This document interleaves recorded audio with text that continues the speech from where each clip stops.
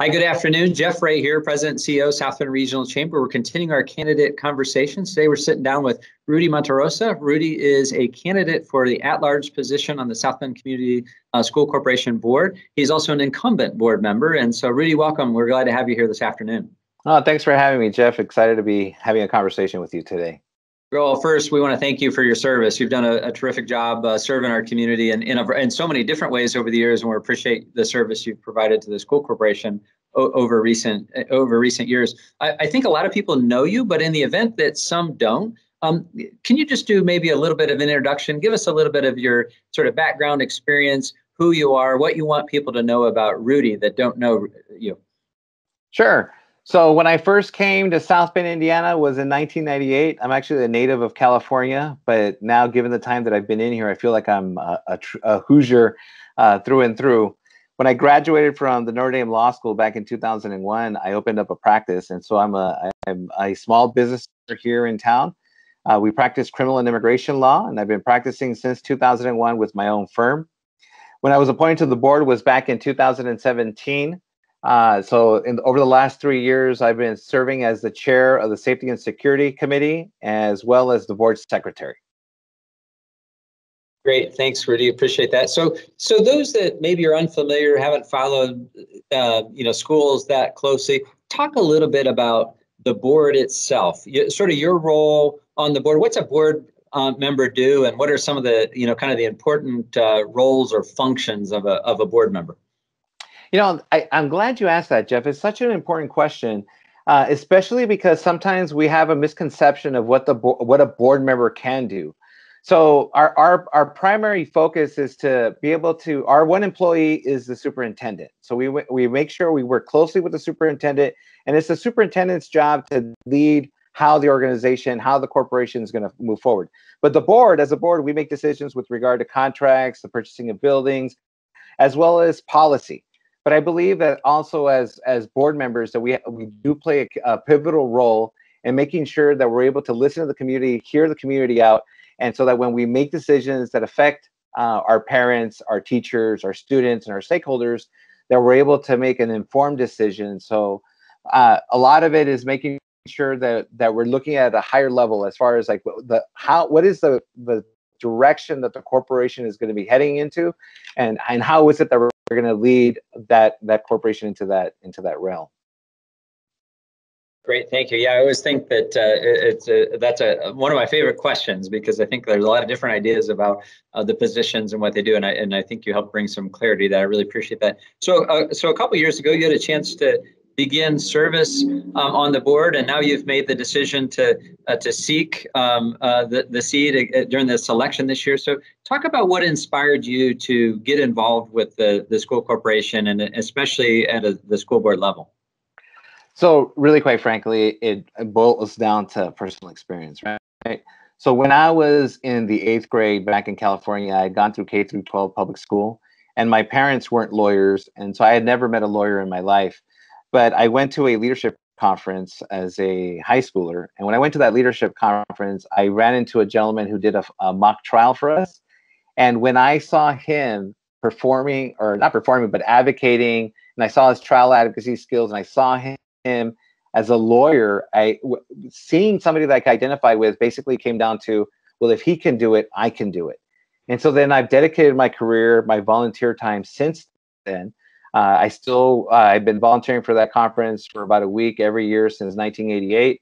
And so it was because it had such a profound impact on the individual that I am today, which was literally that if you see someone in a role where you want to be, you can inspire that individual to achieve whatever it is that you'd like to. And so I think that that's what we're doing here with the corporation, that we're providing opportunities for students, and that we're allowing them to be able to achieve their dreams. And, we've seen that already, even within this last year, with the help of the corporation and the superintendent and this board. We now had students that were able to graduate from high school and also have an associate's degree at the same time. And I believe that everybody can go to college. So we do have students that want to go to college, and they're at college. They went to Georgetown, they're going to Stanford, they're going to Notre Dame, they're going to the top universities throughout our country. But we also recognize that there's some people that want to go into the vocation. So we've been giving them the adequate training to be able to graduate and have a job in hand when they graduate from high school. And so it's about giving opportunities to students and making sure that they realize that if they put the effort into it, that the South Bend School Corporation is there behind them to back them up. Great. Thanks, Rudy. So let's talk a little bit about, you mentioned attorney, entrepreneur. Talk a little bit about the skills from your day job that you feel like are transferable and help make you be a better board member. Well, I've been serving on board since 2001 at the national level. I'm currently a commissioner with the American Bar Association. Was served before with the Commission of Youth at Risk. I serve at the state level with the Indiana Juvenile Justice Task Force, and at the local level where I served before with La Casa de Amistad and with some organizations with Notre Dame. I think what's important to consider is that as we work as board members, that we complement one another, and that's one of the things of why I'm excited about this board that we are in right now.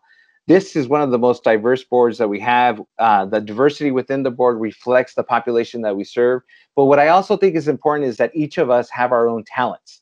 And so, for example, John Anella works in finance, and we've been dealing with a lot of numbers, a lot of issues with bonds, with the financial stability of the organization. He brings this background of being able to have this finance background. We have Dr. Green and Dr. Ruth Warren, who are former educators. So they bring this educational background that's important when we deal with these issues related to education.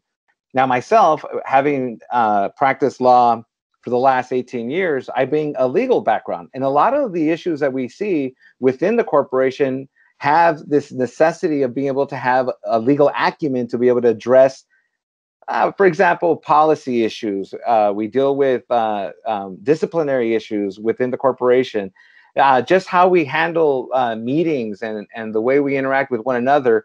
I believe that this background that I've had with regard to my own legal practice, although it's criminal defense and immigration that's the work that we do, I did take the time to learn the school law so that we could become familiar. And so the fact that I've been working as an attorney does provide this ability to be able to make decisions and be able to see things in a legal light. And I'm also proud to share with you that in my role as a school board member, I have been recognized, along with Leslie Wesley, as a 2020 exemplary school board member by the Indiana School Board Association. And I believe the reason we received that award was because of the fact that we're committed to being trained and learning how the board functions, and to also making sure that we take decisive action whenever these decisions come up. You know, serving on one thing that I've learned about serving on the school board, which is unique from the other boards that I've been on, is that it's a lot of information. It's a lot of technical knowledge that you have to know, that you have to learn. And so I believe that's one of the things that sets us apart from other candidates, is that we've had this experience, and we don't have to. We can start that day once we get elected, and hopefully we're successful to hit the ground running. But I believe it's invaluable that experience that we've already had over the last, in my personal estimation, the last 3 years that I've been serving as a board member. It's important that we recognize that experience does matter, because we've already had the experience of having to deal with the tough issues, not the least of which have been the issues that we've addressed during this pandemic. Great, thank you, and congratulations on that great honor. That's terrific. So, Rudy, over the last couple of years, you've got really a front row seat then to kind of what's going on at the corporation. So for those who haven't sat as close, maybe two-part question. So to talk a little bit about some of the challenges that you see ahead that board members will be tasked with dealing with sort of during this next term, but also, at the same time, identify some of those opportunities that our business owners and people in the community should be excited about, the opportunities that lie ahead for the corporation. So kind of the challenges and opportunities. Well, I would tell you that there's two challenges I believe that we have within the corporation. First, in May, I guess it was in June, that we actually conducted these ceremonies where we went outside and we had the graduation ceremonies for all the 5 different high schools. And that's the pinnacle. That's the ultimate goal. That's what we want for our students that are within the South Bend School Corporation. We want them to graduate. So it's no secret that Adams High School has a greater than a 90% graduation rate. And I believe that it's not too much to ask that we have all our high schools be at 90% or above graduation rate. Because with that, then you recognize that we're doing the job that we're supposed to do, and that is making sure that our students graduate. We're not there yet. There's schools that have less than a 90% graduation rate, and it accumulates, right? The reason that we're there is because our literacy rates are still behind. There's still a disproportionate impact with regard to certain students of color.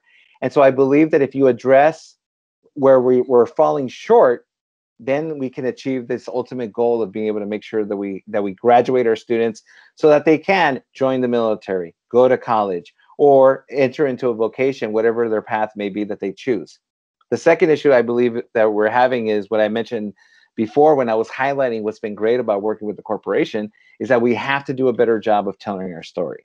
And I think that if we do a better job of telling our story, about being able to share with the community and those around us that we are graduating our students, that they can graduate with an associate's degree at the same time that they receive their bachelor, or excuse me, their high school diploma, that we have students that are going to college, that there's great things, that there's great resources that we're making available to our students. If we can share that story, then we can turn this idea around that South Bend schools aren't doing what they're supposed to be doing. We are doing it.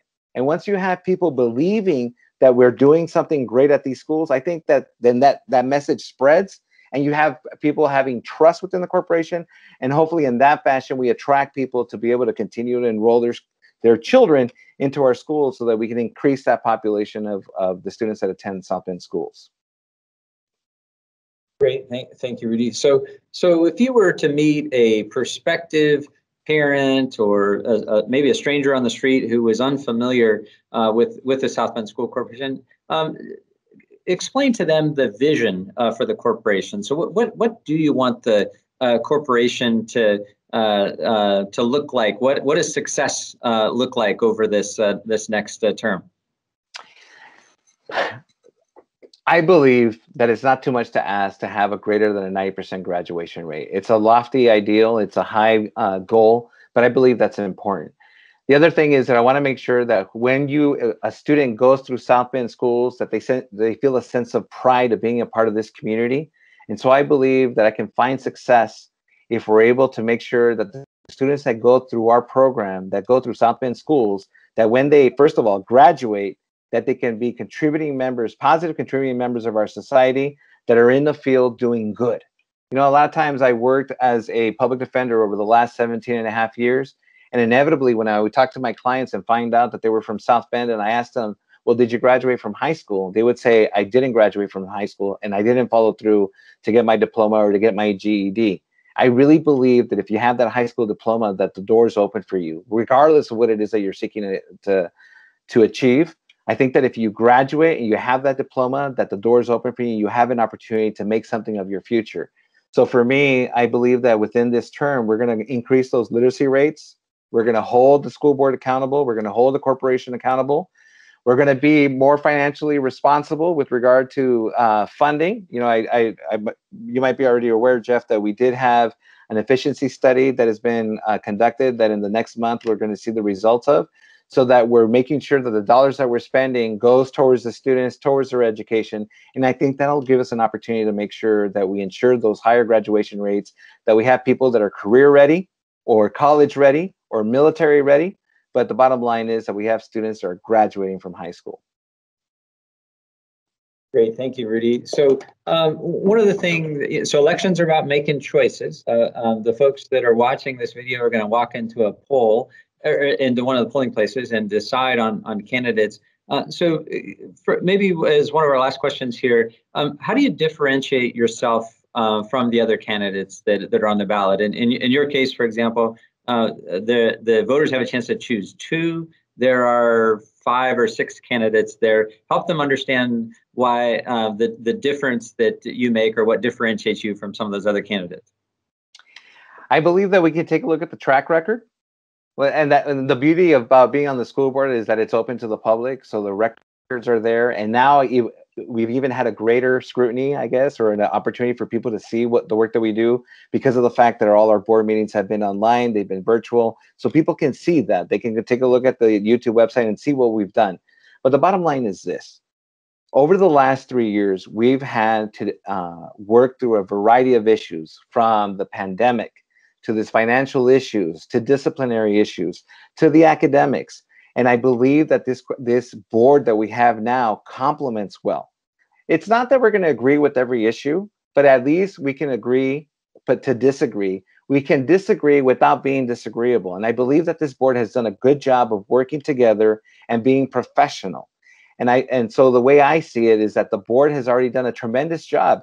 This corporation has been in the spotlight. We've been in the national spotlight for the work that we've been doing, not only because of how we fed our students during the pandemic, but also because we made sure that people had access to Wi-Fi so they could have access to their education. We've been receiving grants to be able to support those efforts. And so the entire country, these issues that we're seeing throughout the country at a global level, at a national level, and at a local level, we're seeing them here in South Bend. And I think that this board that we have has done the job, and we've made the hard decisions. Personally, I've been on the board for 3 years, and I believe that experience qualifies me very well to continue in this position. I feel like I just got the ball, and I'm ready to continue running with it.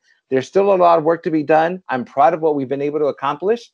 And I'm asking the people to consider voting for me because I believe that we still have much work to be done. And our past shows that we have the commitment to make sure that it happens, that we do what's best for our students here in South Bend, Indiana.